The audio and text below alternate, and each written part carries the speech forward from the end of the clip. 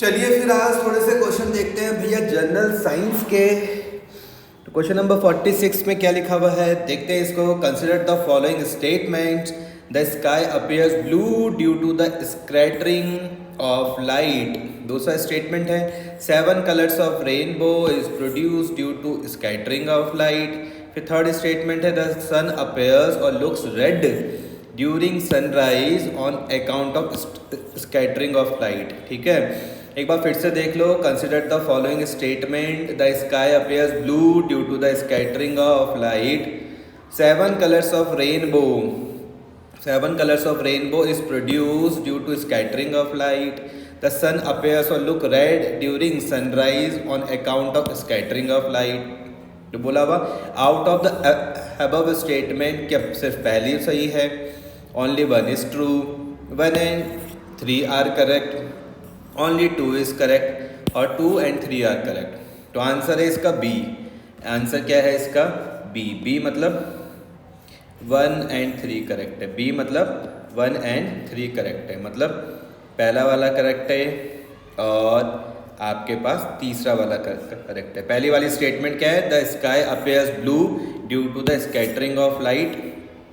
और जो थर्ड वाला है द सन अपीयर्स और look red during sunrise on account of scattering of light. पढ़ के देखते हैं। तो देखो यहाँ पर क्या लिखा हुआ है 7 colours of rainbow is produce due to the dispersion of light. याद रखना, कोई आपसे अगर पूछ ले जो 7 कलर है रेनबो के वो किस वजह से होते हैं, तो स्कैटरिंग ऑफ लाइट उसका आंसर नहीं है। स्कैटरिंग ऑफ लाइट नहीं है उसका आंसर, बल्कि उसका आंसर है डिस्पर्जन ऑफ लाइट। क्या है आंसर? याद रहेगा, dispersion of light. 7 colours of rainbow is produce due to dispersion of light. Hence second statement is not correct. Rest are correct. कौन सी रेस्ट कौन सी है? The sky appears blue due to scattering of light, ये सही है। The sun appears red during sunrise on account of scattering of light, ये statement भी सही है।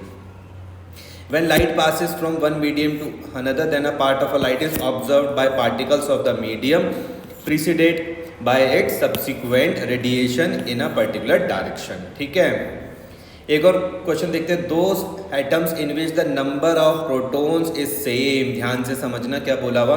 Those atoms in which number of protons is same but the number of neutrons are different. ध्यान से समझना, ऐसे एटम के बारे में बात करी गई है यहाँ पे जो प्रोटॉन्स है, जो नंबर है किसके भैया? प्रोटॉन के, वो तो सेम हैं, लेकिन जो न्यूट्रॉन के नंबर है वो सेम नहीं है। वो कैसे डिफरेंट है? तो उसको हम किस नाम से जानते हैं? क्या हम उसे आइसोटॉप्स बोलते हैं, आइसोबार्स बोलते हैं, क्या हम इसे आइसोमर्स बोलते हैं या आइसोटोन्स बोलते हैं? ध्यान से समझना, 4 ऑप्शन कौन कौन से दिए हुए? आइसोटोप्स दिए हुए, आइसोबार्स, आइसोमर्स और आइसोटोन्स। ठीक है, तो इसका करेक्ट आंसर है आइसोटॉप्स। याद रखना, करेक्ट आंसर कौन सा है? आइसोटोप्स। याद रहेगा, करेक्ट आंसर कौन सा है? Isotopes, option number A. ध्यान से इस चीज को समझो, क्या लिखा हुआ है यहाँ पर? Isotopes have same number of protons. Isotopes have same number of protons and different number of neutrons. याद रखना, आइसोटॉप्स में क्या है? Same number of protons and different number of neutrons. ठीक है। आइसोबार्स में क्या है? Isobars are atoms of different chemical elements. Isobar में क्या बोला हुआ? Isobars are atoms of different chemical elements that have same number of nucleons and differ in the atomic number but have same mass number। ठीक है, ये किसके बारे में बात करी गई? आइसोबार्स के बारे में बात करी गई। Isotones are 2 or more species of atoms or nuclei that have same number of neutrons। और आइसोमर्स में क्या बोला हुआ? Isomers are molecules or a polyatomic ions with identical molecular formula. ठीक है। 48 में क्या है? Who among the following invented x-rays. ध्यान से समझना, who among the following invented x-rays. किसने करा भैया एक्सरेज इन्वेंट? किसने करा? ऑप्शन में देखो क्या क्या लिखा हुआ। रुदरफोर्ड, और क्या है ये? रोइंटजेन, मैक्सवेल और ट्रोली टोरिसिली। तो एक्सरे इन्वेंट किसने करा, तो याद रखना बी, ये रोएंटजेन, ROEN, रोएंटजेन, याद रहेगा, रोएंटजेन। एक्सरेज याद रखना किसने इन्वेंट करा है, रोएंटजेन ने। मैं फिर से बता रहा हूँ, एक्सरेज इन्वेंट किसने करा, रोएंटजेन, ROENTGEN, रोएंटजेन। तो रोएंटजेन इन्वेंटेड एक्सरे कब पूछा जाए तो 1895, याद रखना कब करा, 1895 में, ठीक है। The laid off pencil is made up of, जो लेड होती है किसकी भैया, जो पेंसिल की लेड है वो किससे बनती है, ऑप्शन में दिया हुआ भैया लीड से बनती है, एंटीमोनी से बनती है, ग्रेफाइट से बनती है, या नन ऑफ देम। ध्यान से उस चीज़ को समझना, जो लेड है पेंसिल की वो किससे बनती है, क्या वो लेड से बनती है, एंटीमोनी से बनती है, ग्रेफाइट से बनती है, या फिर नन ऑफ देम। तो आंसर है इसका भैया सी, आंसर क्या है इसका, सी। किससे बनती है भैया, ग्रेफाइट से। किससे बनती है, ग्रेफाइट से। तो देखो क्या लिखा हुआ है, the laid off pencil is made up of graphite. जो पेंसिल की लेड है वो किससे बनती है, ग्रेफाइट से। कार्बन हैज 3 एलोट्रॉप्स, ध्यान से समझना, कार्बन के 3 एलोट्रॉप्स है, कौन कौन से, डायमंड याद रखना, ग्रेफाइट याद रखना, और फ्लोरेंस याद रखना, फ्लोरेंस याद रहेगा। कार्बन के 3 एलोट्रॉप्स है, कौन कौन से, डायमंड याद रखना भाई, ग्रेफाइट याद रखना, और फुलेरेन, क्या है ये, FULLEREN, फ्लोरेन, ठीक है। The core of the lead pencil is made up of mixture of graphite powder and clay. जो कोर है किसका भैया, जो लेड पेंसिल का जो कोर है वो किससे बनता है, वो एक मिक्सचर है, किस का मिक्सचर है, ग्रेफाइट का मिक्सचर है, पाउडर एंड क्ले का मिक्सचर है, ग्रेफाइट, पाउडर एंड क्ले। तो याद रखना जो लेड है पेंसिल की वो किससे बनती है, ग्रेफाइट से बनती है, ठीक है। इससे पहले वाला जो हमने क्वेश्चन देखा था कि who amongst the following invented X-rays, तो याद रखना रोएंटजेन याद रखना, ठीक है। एक और जो हमने देखा था, those atoms in which number of protons is same but the number of neutrons are different are known as isotopes, ये भी याद रखना, ठीक है। आगे बढ़ते हैं। The colourless gas emitted from motor cars, ध्यान से समझना, colourless gas emitted from motor cars and cigarettes due to incomplete combustion is, ध्यान से समझना, जो कलरलेस गैस है जो कहाँ से निकल रही है भैया, मोटर कार से निकल रही है, और किससे निकल रही है, सिगरेट से निकल रही है। तो बोला हुआ ड्यू टू इनकम्प्लीट कंबंशन, किसका, CO2 का, NO, CO, या फिर CH4 क्या, methane.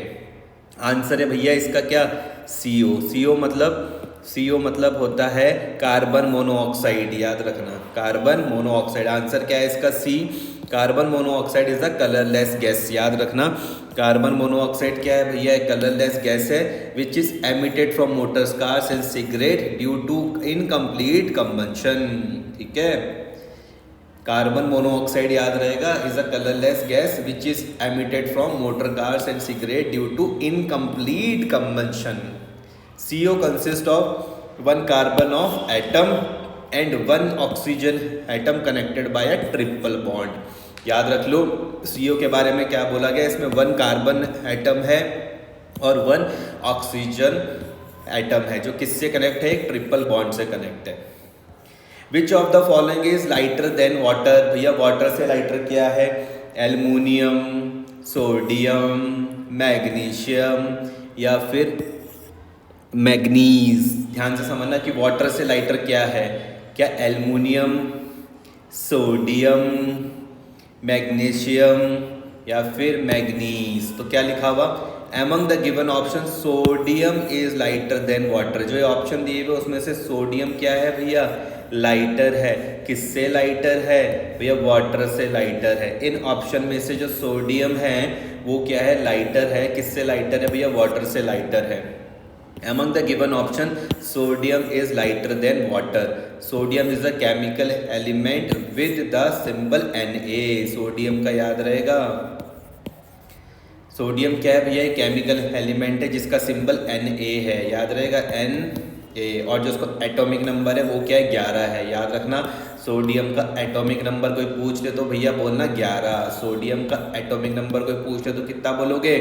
11। It is soft silvery white highly reactive metal. ठीक है जी। और ये लाइटर है किससे? वाटर से। आगे बढ़ते हैं, आगे देखते हैं।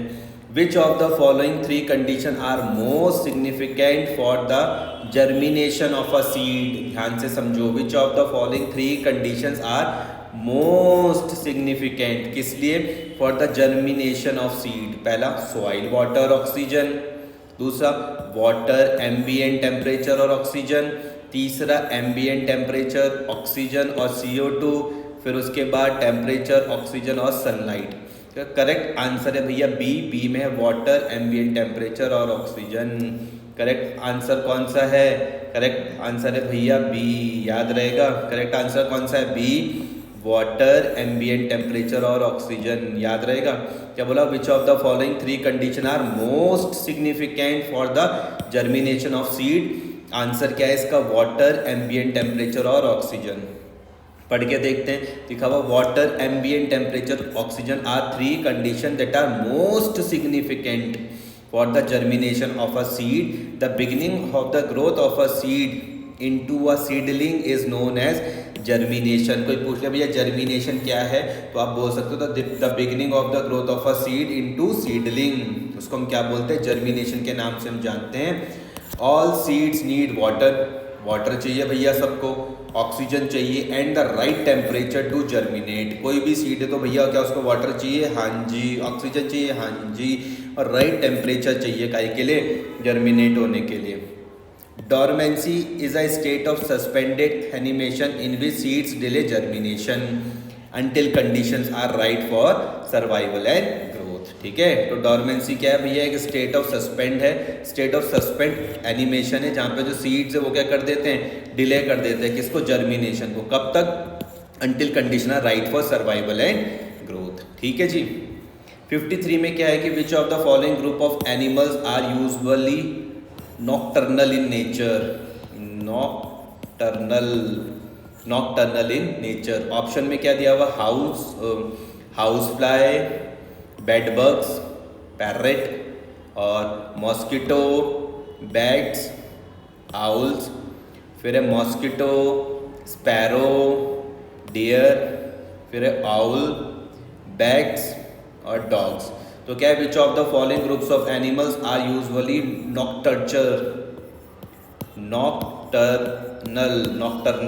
Nocturnal in nature. तो इसका आंसर में क्या है भैया? बी, मॉस्किटो, बैट्स और आउल्स। मॉस्किटो, बैट्स और आउल्स। पढ़ के देखते हैं क्या लिखा हुआ। Owls, bat and mosquitoes is the group of animals which are usually nocturnal in nature. ठीक है, जो आउल होगा, बैट्स होगा, जो मॉस्किटो होंगे, आउल्स, बैट और मॉस्किटोज, ये तीनों क्या हैं? Group of animal which are nocturnal in nature. इनका नेचर कैसा है भैया? नॉक्टर्नल है। Nocturnality is an animal behaviour in which animal remains active during the night and sleeps during the day. अच्छा, नॉक्टर्नल बिहेवियर, नॉक्टर्नलिटी तो याद रखना। अगर आप जैसे आप ये भी समझ सकते हो कि रात को जागते हो, दिन में सोते हो। ठीक है, तो वही चीज़ है यहाँ पर। तो एक बार फिर से देख लो। Nocturnality is an animal behaviour. Animal का बिहेवियर है जिसमें जो एनिमल रहेंगे वो क्या होते हैं? एक्टिव होते हैं। कब भैया? रात को।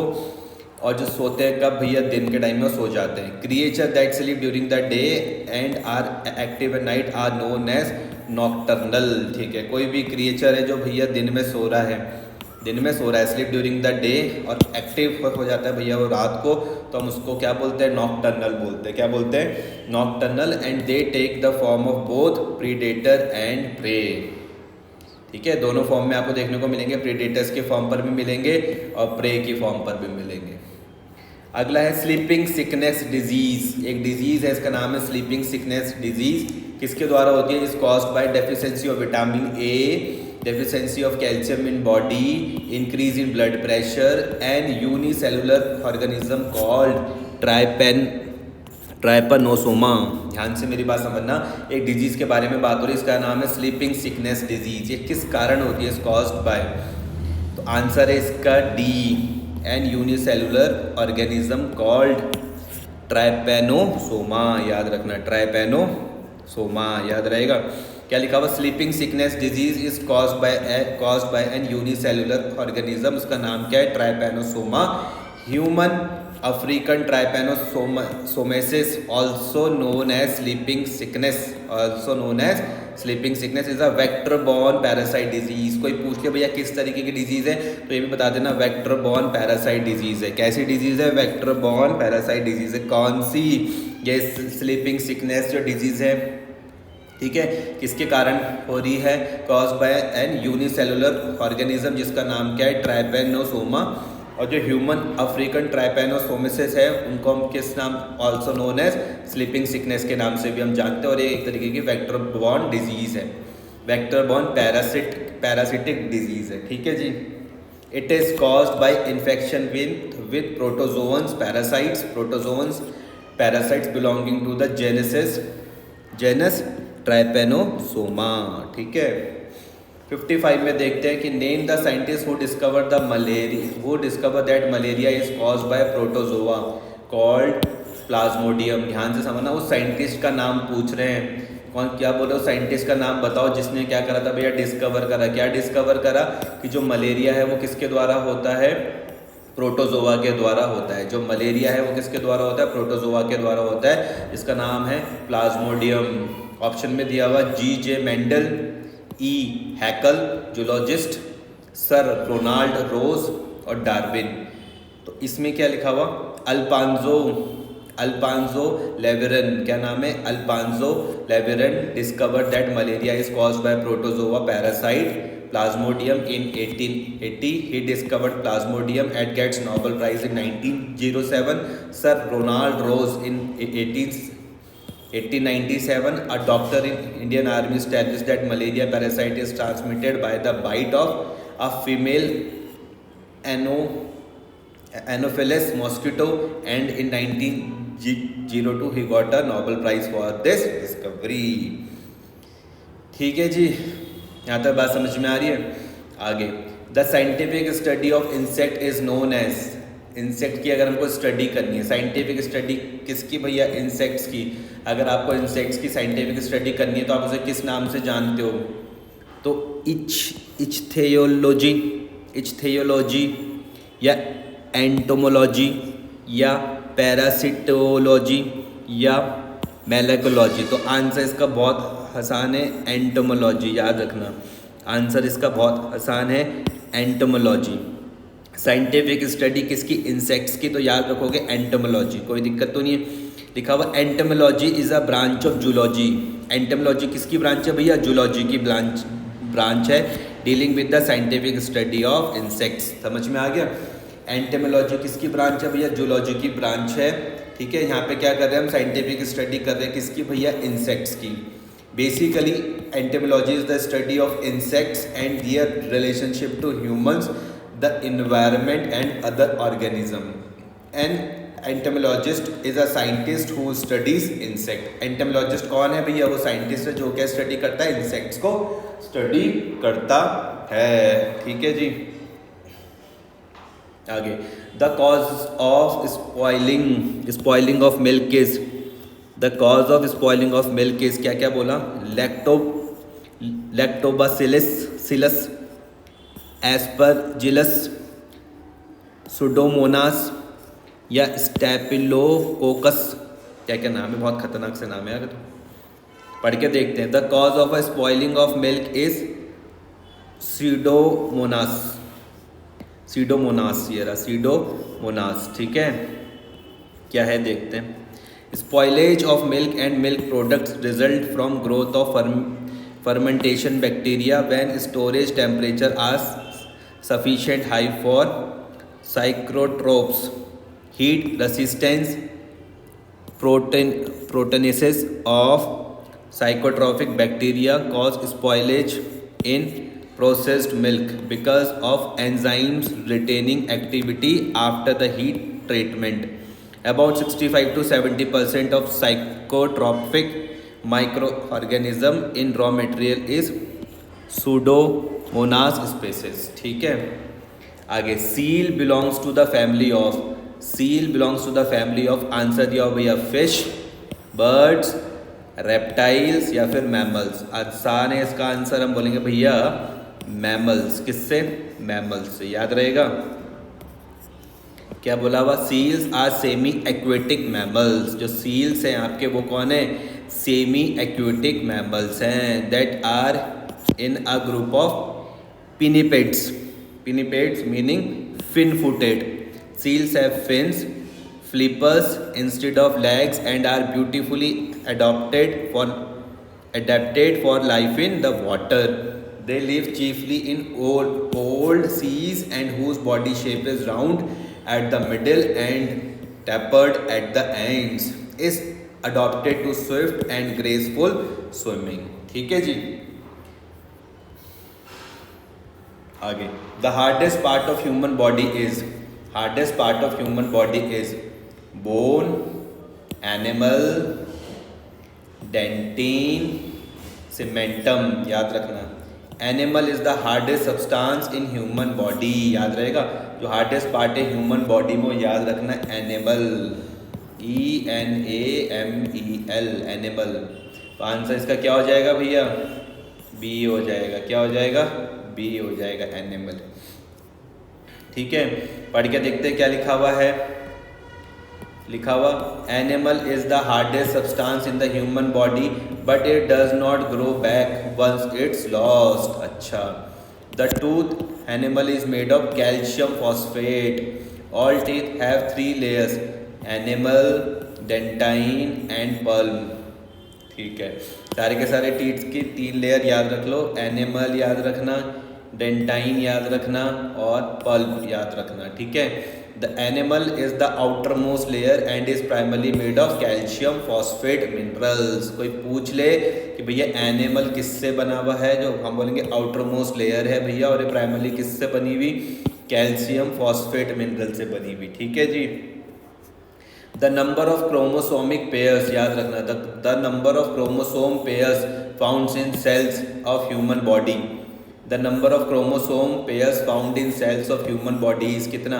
21, 22, 23 या फिर 24। ध्यान से समझना, the number of chromosome pairs found in cells of human body कितने होते हैं? क्या वो 21 होते हैं, क्या वो 22 होते हैं, 23 या फिर 24?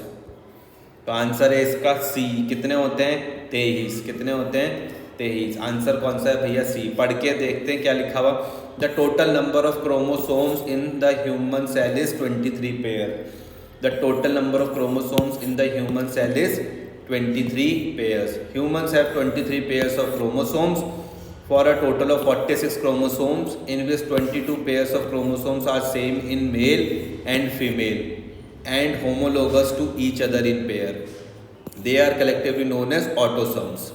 ठीक है, the 23rd pair, the sex chromosomes differ between males and females.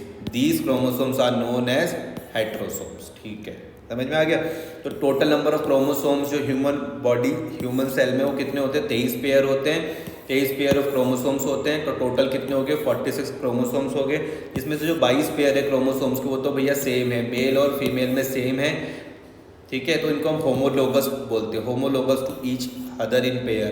They are collectively, हम इनको ऑटोसम्स बोलते हैं। क्या बोलते हैं? याद रखना, ऑटोसम्स बोलते हैं। और जो 23rd पेयर है, जो 23rd पे पेयर है वो सेक्स क्रोमोसोम्स का है, जो डिफर है किसमें? मेल्स और फीमेल्स में।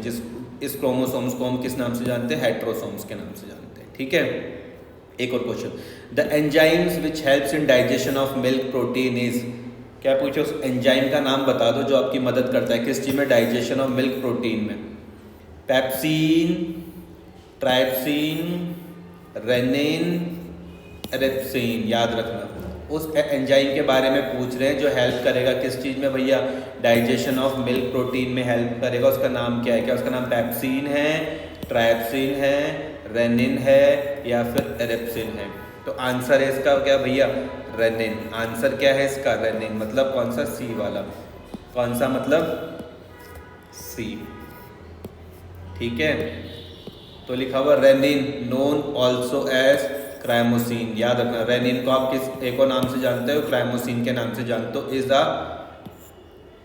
Proteolytic enzyme. क्या है भैया? Proteolytic enzyme related to pepsin that is synthesized by chief cells in the stomach of some animals.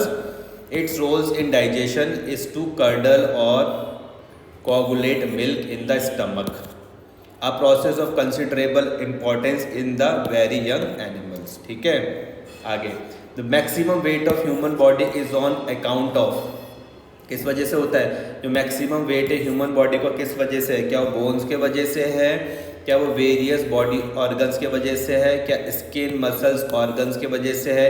या फिर वो वाटर के वजह से है? ठीक है, तो आंसर देखते हैं इसका भैया क्या है। आंसर में लिखा हुआ है the maximum weight of human body is on account of water. याद रखना किस वजह से है भैया? पानी के वजह से, water. The amount of water in the human body range from 45% to 75%, where 45 to 75%. The average adult human body is 50 to 65% water, averaging around 57 to 60%. Water is of major importance to all living things. In some organism up to 90% of their body weight comes from water, up to 60% of human adult body is water। ठीक है, तो answer इसका याद रहेगा आपको। Answer आप बोलोगे भैया, आंसर हो जाएगा इसका वाटर। वाटर याद रहेगा, water. The maximum weight of human body is on account of water. ठीक है जी, आगे बढ़ते हैं। 63 में A marriage is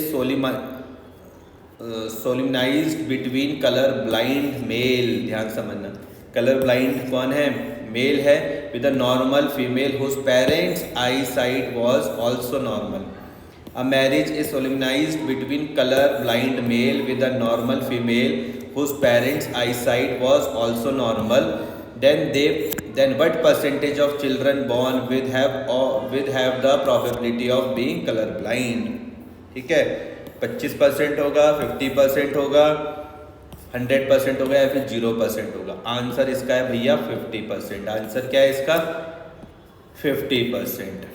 एक बात देखते हैं, colour blindness is specifically linked to the defects within X chromosome. For colour blindness to be present all X chromosome within an individual have to be affected, and since men only have one X chromosome and women have two, the chances of man being impacted are exponentially high। However, in this case it would seem that due to the genetic inheritance of mother, the chance of their child being colorblind would be approximately 50% because each parent is a carrier। However, the chances of inheriting colorblind X chromosome would be twice as likely for a female child। Below is how this scenario broke down, where the lower case x represent the affected X chromosome। ठीक है, M X Y F X X। XX female child color blind, XX female child not color blind but a carrier, YX male child color blind, YX male child not color blind and not a carrier।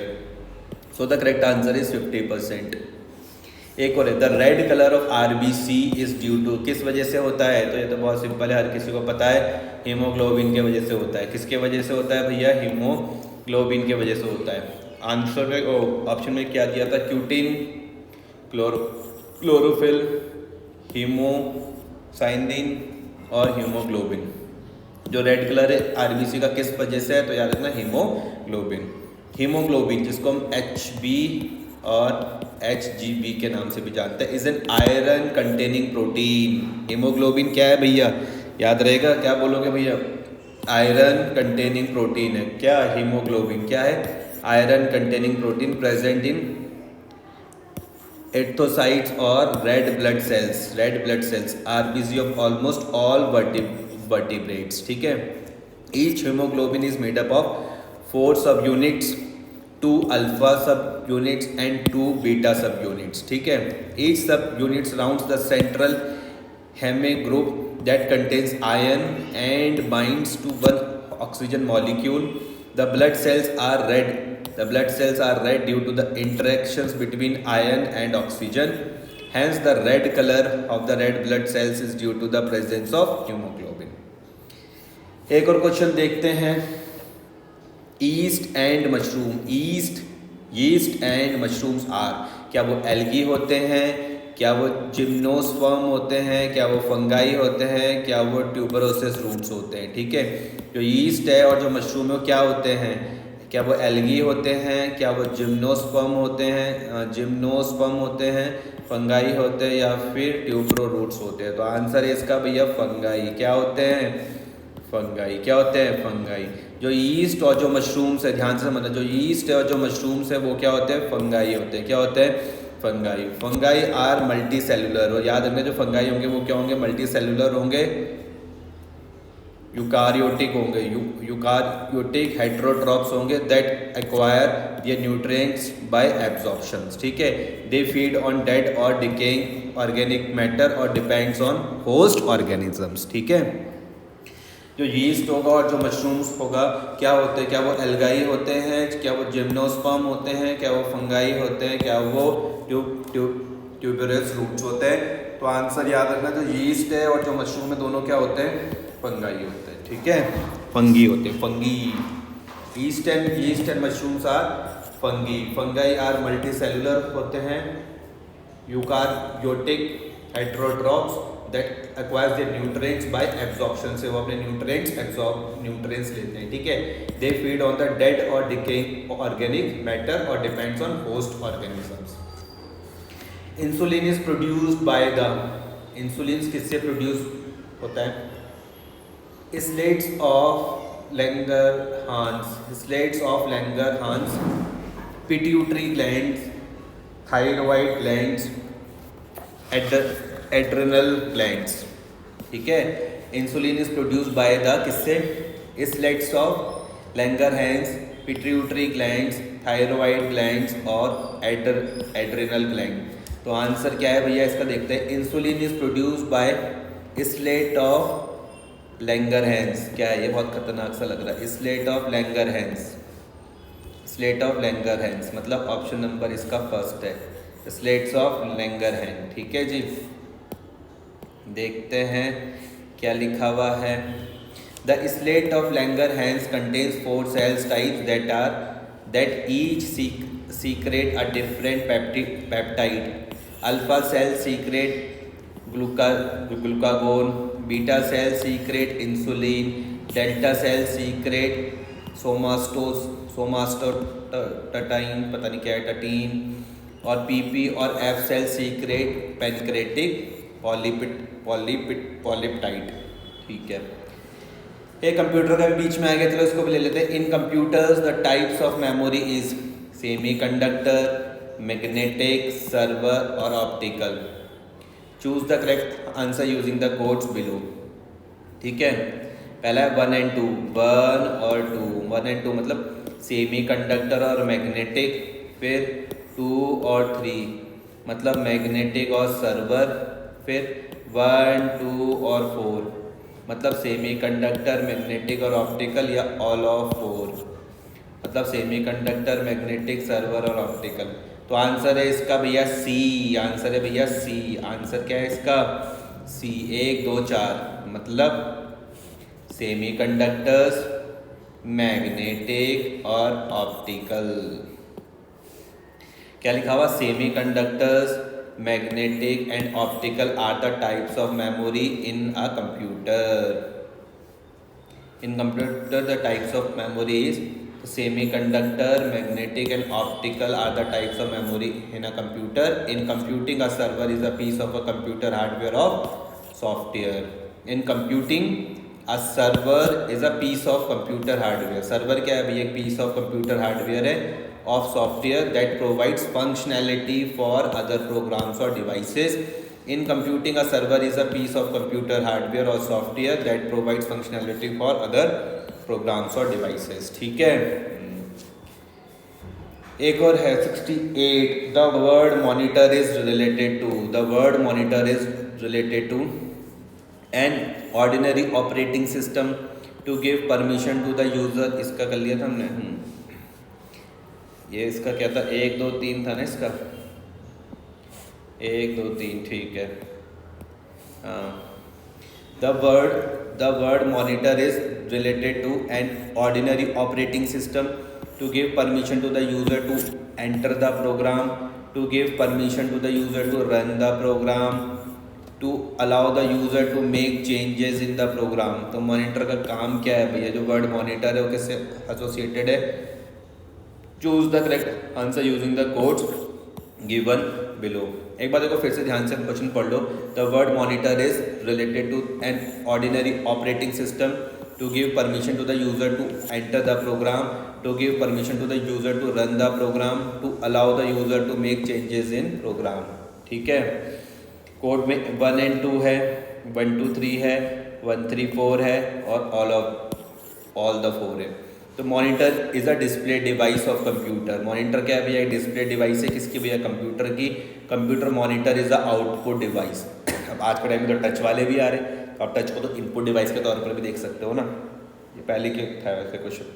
That displays information in a pictorial or text form. Modern computer monitors are easily interchangeable with conventional television sets and vice versa. इसमें तो खुद का दिमाग लगा लेना, मुझे खुद समझ में नहीं आ रहा है क्या है। ब्रह्मोस, चलो एक और देखते हैं। जो ब्रह्मोस है भैया वो क्या है? क्या वो एरोप्लेन है? क्या वो कंप्यूटर वायरस है? क्या वो मिसाइल है? क्या वो सबमरीन है? तो बहुत सिंपल है, आपको पता है भैया ब्रह्मोस क्या है? मिसाइल है। ब्रह्मोस क्या है? मिसाइल है। कोई दिक्कत तो नहीं है। तो लिखा हुआ BrahMos is a supersonic missile. कौन सी मिसाइल है भैया? सुपरसोनिक मिसाइल है, jointly developed by Russia and India. किसने डेवलप करी? रशिया और इंडिया ने मिलकर इसको डेवलप करा। BrahMos is a medium range stealth ramjet supersonic cruise missile that can be launch from the submarine से भी लॉन्च कर सकते हैं, शिप से भी लॉन्च कर सकते हैं, एयरक्राफ्ट से भी लॉन्च कर सकते हो और आप इसको लैंड से भी लॉन्च कर सकते हो।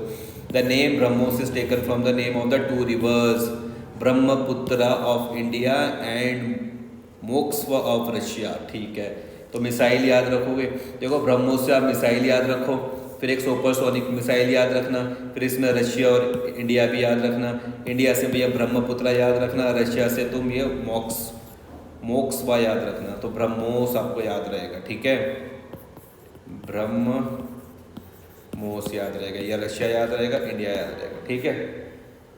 The meaning of e commerce is export trade, trade with European nation, trade on internet और नन ऑफ दिस। बहुत सिंपल है, ई कॉमर्स आपको पता है, ट्रेड करते हैं हम कहाँ पर? इंटरनेट में, ट्रेड ऑन इंटरनेट। कोई दिक्कत परेशानी?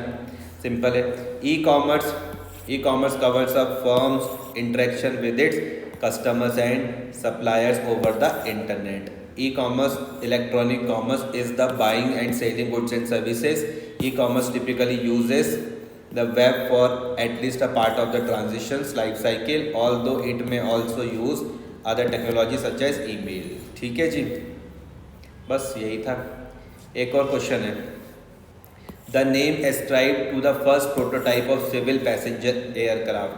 The name ascribed for the first prototype of civil passenger aircraft developed in our country by the public sector undertaking is Chetak, मयूर या सरस। तो आंसर इसका है भैया डी मतलब सरस। आंसर क्या है इसका? डी मतलब सरस। पढ़ के देखते हैं क्या लिखा हुआ। National aeronautical limited NAL national aeronautical limited NAL developed first prototype of civil passenger aircraft. इसका नाम क्या था? सरस। कब करा भैया? 2004 में। सरस याद रखना, 2004 भी याद रखना। It is the first Indian multipurpose civilian aircraft in the light transport aircraft category as designed by, किसके द्वारा करा डिज़ाइन? NAL के द्वारा डिज़ाइन किया गया। किसके द्वारा? NAL के द्वारा। तो ये कुछ थे जो हमने जनरल साइंस के अभी हमने कुछ क्वेश्चन देखे। ठीक है, आपका बहुत बहुत धन्यवाद।